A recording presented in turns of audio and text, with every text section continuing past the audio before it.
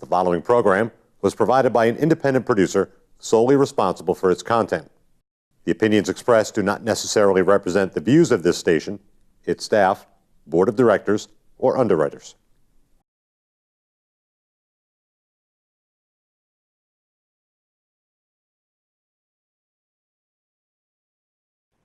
Okay, 8, 7, 6.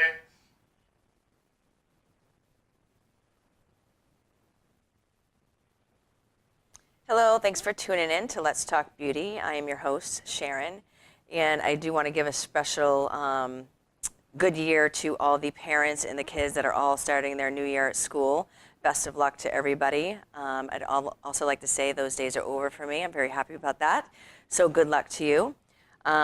So we have a repeat guest today, April Adams from the Retreat on Elm. She's an emotional healer, and excited to have you back. Thanks for coming back on the show. Thank you for having me. So people might not have tuned in from the first time that you came. I think you were here in April. Yeah.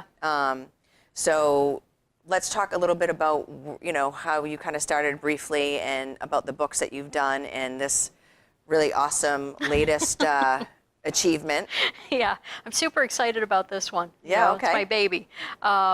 Yeah, so, you know, I mean, I think my whole healing process started for myself just because I've had lifelong issues with my romantic life primarily. So, you know, and I'm sure I mentioned that last time.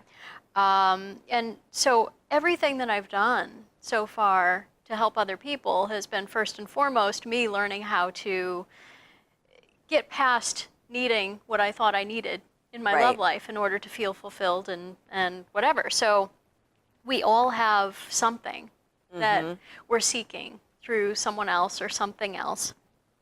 And so out of that, you know, I've done healing work, I've, you know, become very spiritual and metaphysical and all of that. So I wrote Essence, which was very much like a metaphysical 101, along with some emotional healing and fulfillment kind of work, and a little bit of subconscious work in there as well. And then I moved on to channeling messages from the divine about the shift that we've been going through.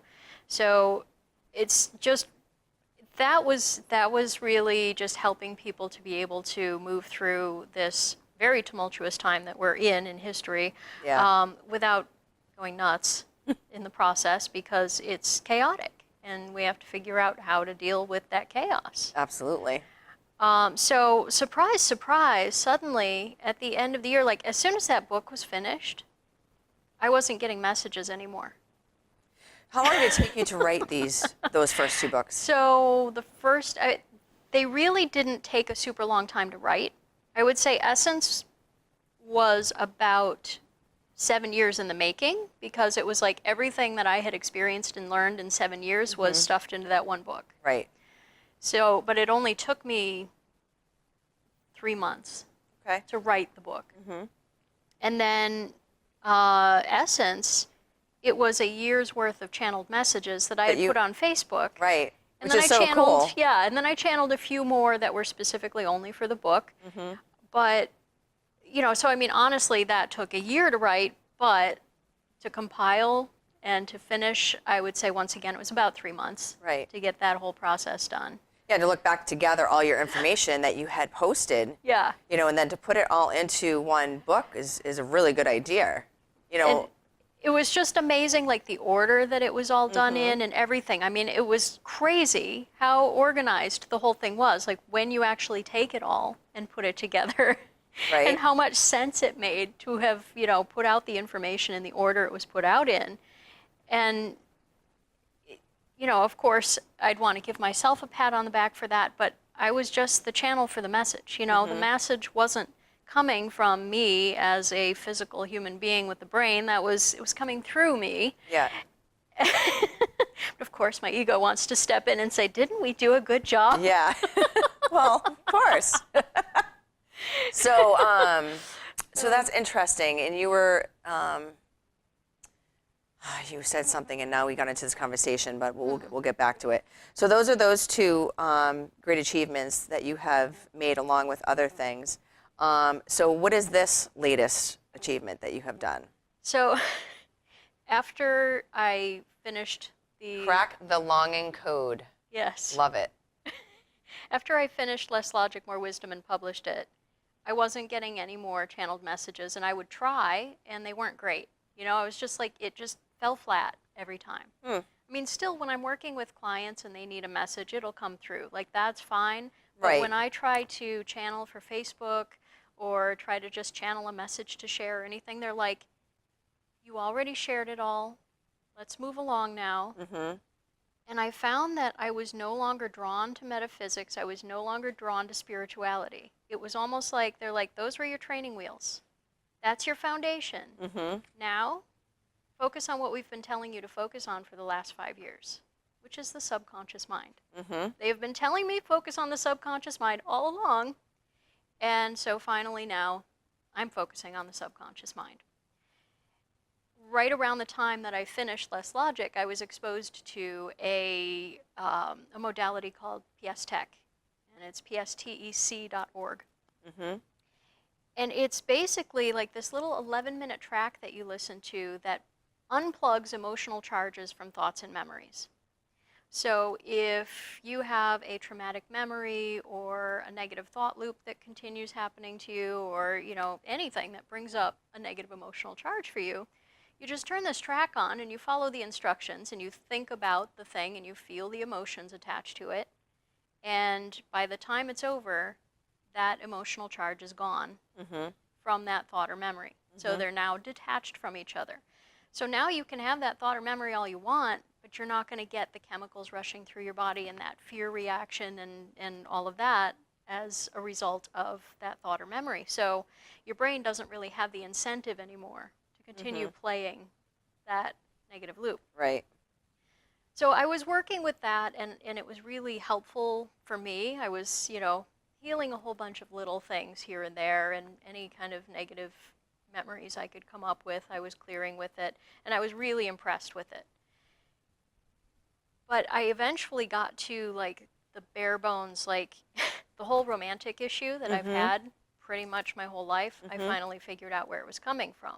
And that's what this is. This is teaching other people how to get to the absolute root of why you suffer with what you suffer with. Amazing. So it helps you get to the bottom of your absolute largest issue. Now, the issue is once you get to the absolute largest issue, then you start getting all the other little things that haven't been taken care of yet coming up because your brain is now ready. It's like, well, what about this? What about this? What about this? So I found that after I cleared my biggest issue and I thought, oh, now I can rest. Yeah. No. Now the universe is sending me trigger, trigger, trigger, trigger so that I can clear all of it. Really looking forward to being trigger-free. Getting closer and closer every day. Yep. But the process that I did for this was I had another episode where I was freaking out about my romantic life again. Even after all the work I've done, you know, there's always still, no matter what, no matter how much mindfulness I've practiced, energy work, spirituality, like everything that I've put in my books, no matter how much of that I practiced, I still had this little loop of thoughts in the back of my mind playing whenever I interacted with my wife. And that little loop of thoughts was saying, why aren't you flirting with me? Why aren't you trying to seduce me? Why aren't you all over me? Why aren't we having sex more often? It would just blah, blah, blah, blah, blah, blah, blah, no matter what was going on. And I had learned all those tricks and would, you know, try to tamp it down, try to clear it, try to do whatever I could to get rid of it, and it wouldn't go. So the best I could do was really just ignore it and go, oh, there's my brain going, you know, let's have more sex. Which I mean, come on, the majority of people in this life go through this. Right. I mean, I don't know any, I mean, you could have a pretty amazing relationship to be, to never have those feelings and those thoughts. Right, yeah. And the ridiculous part is I do have an amazing relationship. You know, right. It really wasn't that bad of a sex life. I mean, it was just like my brain was convinced that something was missing. And so it just wouldn't shut up about it. So I, once again, did the thing I always do and got a whole bunch of books to read on, you know, everything related to sex and the mind and all of this stuff. And I came upon this really cool book called The Erotic Mind by Jack Morin. And he's a sex therapist who helps people figure out their biggest life issues through their sex lives. Right. And helps people figure out their sex lives through their biggest life issues.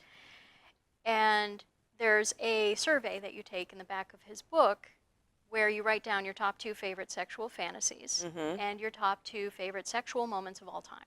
So if you could have your sex life look just this way, you know, that would be the ultimate. So you write those 4 things down, and then you break them down to what are the emotional needs that are being met in each of those scenarios. So I went and I did that, and every single one of them for me was being wanted. I needed to be wanted with a passion. Like, that was the top thing every time. So I didn't even have to work multiple issues. It was just like wanted. Yeah. And then I had the psychological trick. This is a classic psychology trick. They use it in AA. They use it in a lot of modalities, psychology-wise. Asking the question, when was the first time? So I asked, when was the first time that I felt unwanted? When was the first time I was unwanted? Did my parents want me? Like, you try to take it back to the earliest possible moment. Right. And this huge light bulb went off over my head because I had been an unwanted pregnancy. So at my very conception, I was unwanted. So even though by the time I was born, I was loved, I was welcomed, I was taken care of, I grew up in a loving family, my ultimate, like, arrival into this planet was like a negative body reaction in my mother of, no, I don't want this. And who would? Yeah. She was 17. So, you know, the funny thing about it is that I've known that my whole life. Like, I've always known that I was an unwanted pregnancy. I was a product of a broken condom. You know, exactly. So, it happens, but you're here for a reason. I didn't hold a grudge against that. I didn't have any emotional charge around that. I didn't feel like that was something that had been done to me. I wasn't judgmental about it. There was no reaction to it in me.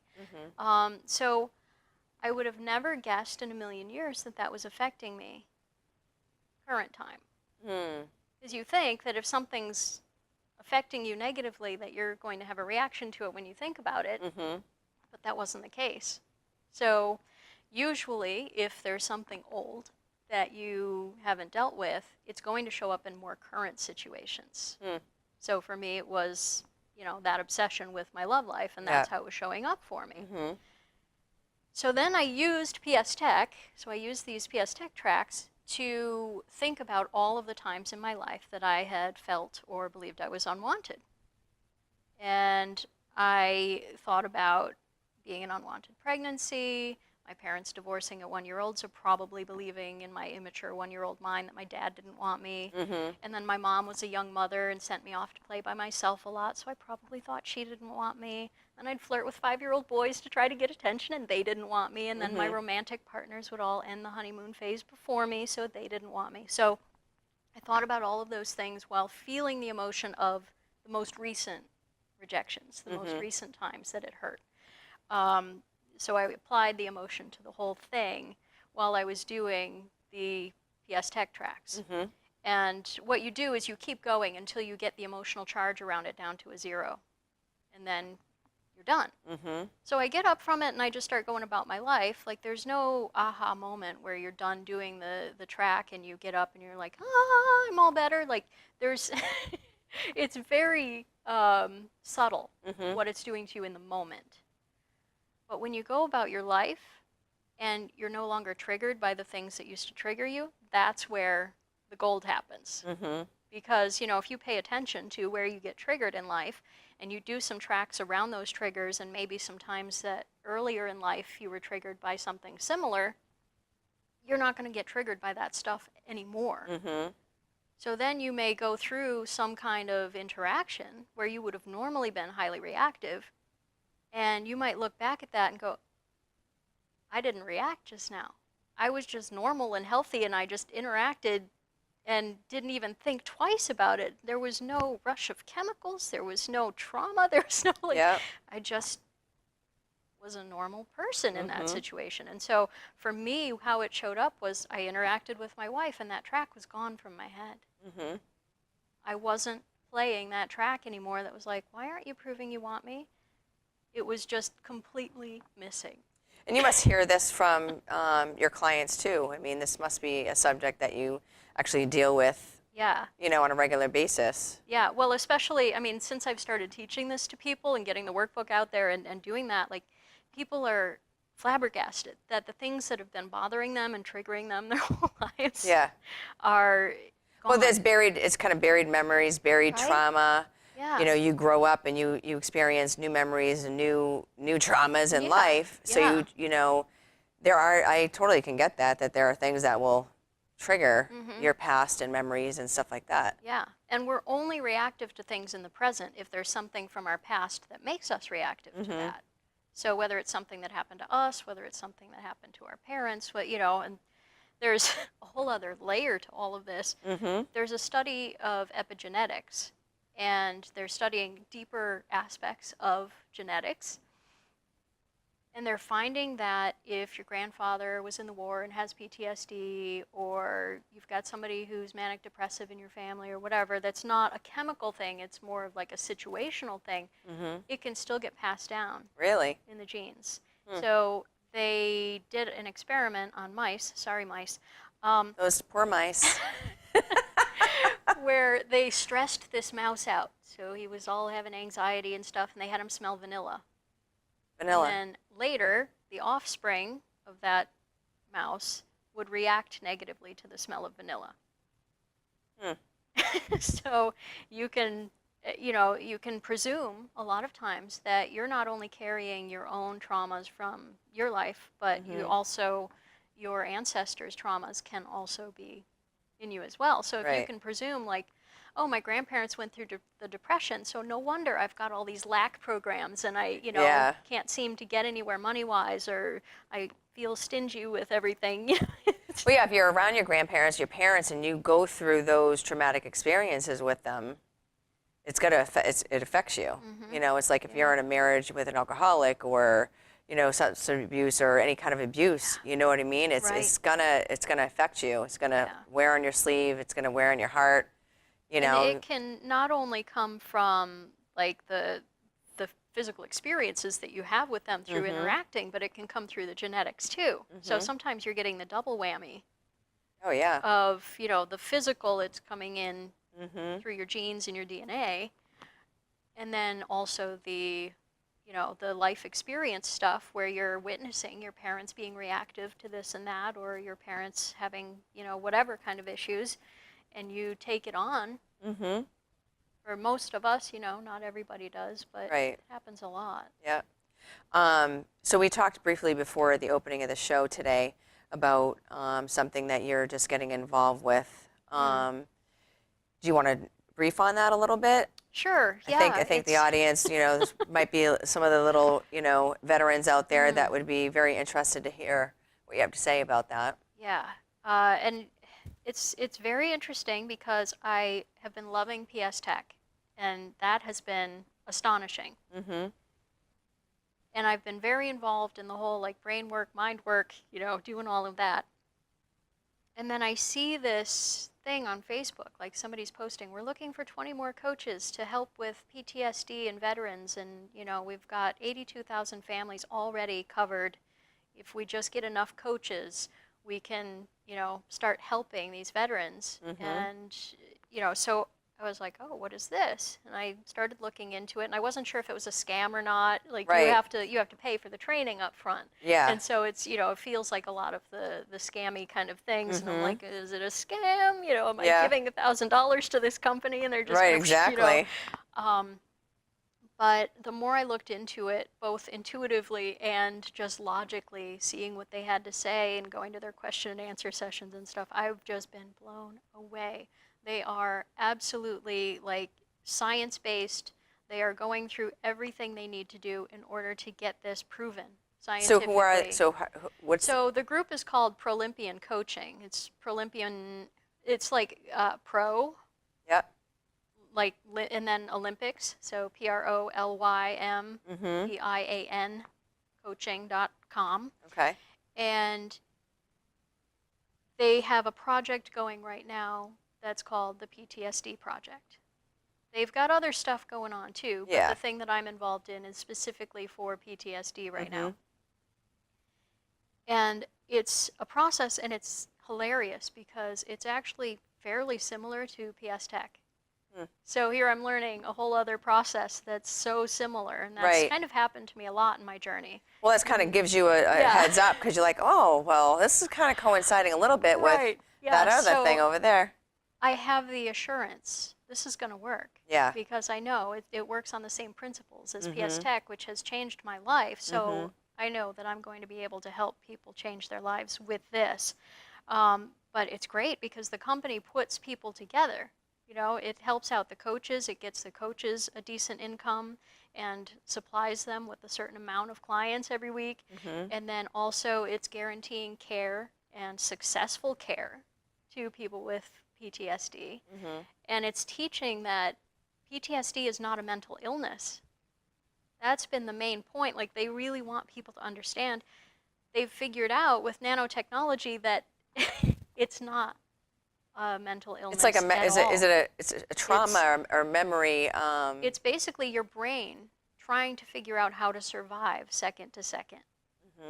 And so if you can communicate to your brain that you're safe, it stops that process of constantly just trying to survive second to second. And once again, it detaches the emotional charge from that thought or memory. So that's really what you're doing, is you're accessing the brain, you're accessing the neurons in the brain and telling the brain, stop it. You're reacting to, these similar things as though you're actually in this moment right now trying to survive it, and, you're actually safe. So it's amazing, and it's actually curing people. And the woman who created this has been doing it since 1982. And she's just now getting to the point where she's, unleashing it and getting the science around it proven. And That's great. So she put a lot of hard work into Yeah. doing this kind of Yeah. stuff.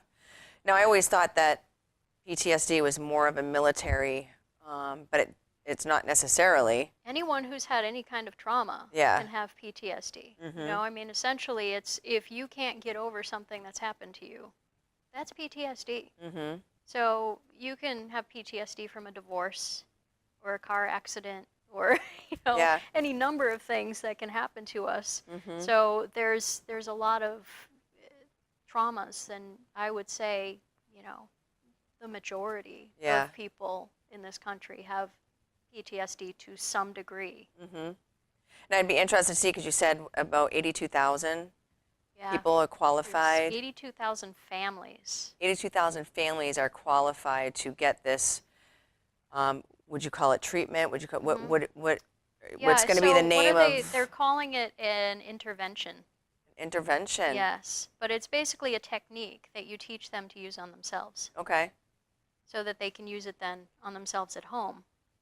But there's also kind of a process that goes along with it as well, where you kind of teach them some life skills and clear money block issues and things like that as well. So that way they can not only get rid of their trauma and their trauma reactions, but you can help them to get rid of, anything that's blocking them from being able to make a living or feel worthy of having a good life or connect with their family in a healthy way or have a good romantic life. So there's, it initially begins with clearing the traumas, but then it spirals out into helping get them a life plan to some extent so they can stand on their own 2 feet and Right. not have to depend on charities and the government and get Right. back to real life. So how do they get this word out to these 82,000 people? Do you have any idea if Well, they I were? believe that, if they're it's like not, some they're sort not of- naming names yet, Right. but they have actually made contracts with 3 separate major veterans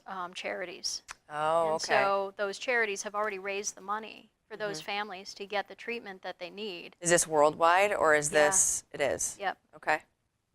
Yeah. So when you complete this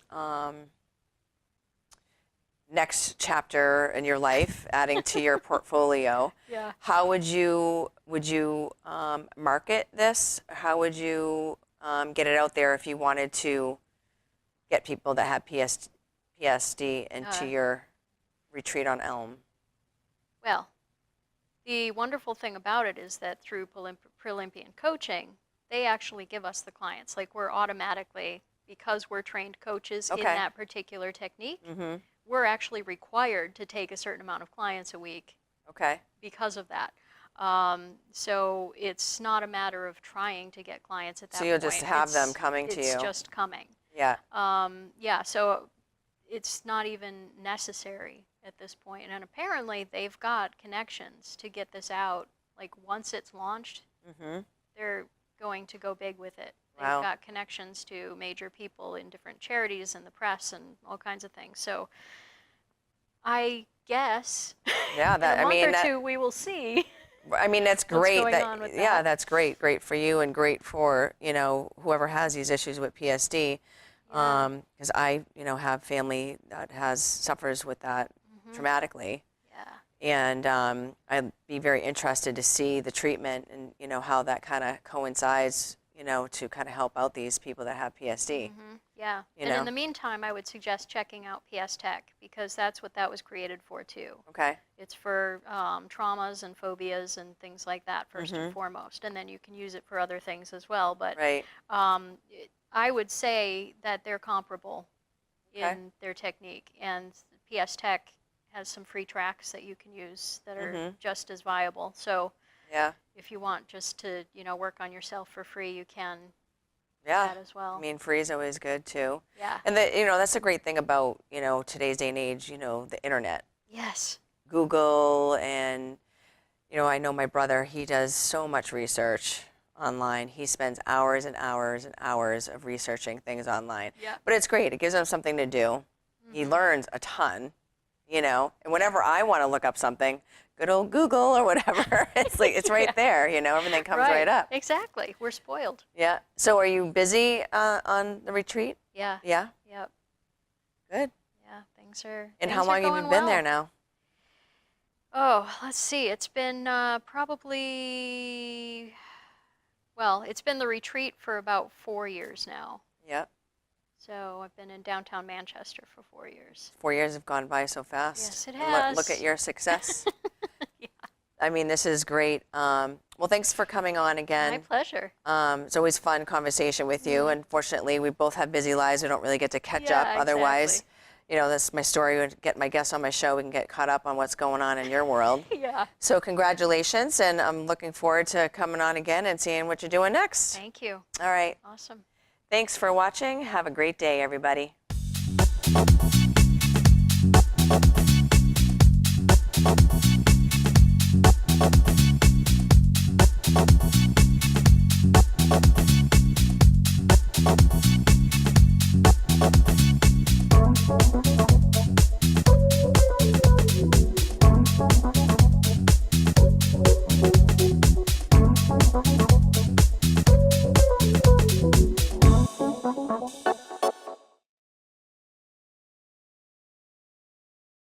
The preceding program was provided by an independent producer solely responsible for its content. The opinions expressed do not necessarily represent the views of this station, its staff, board of directors, or underwriters.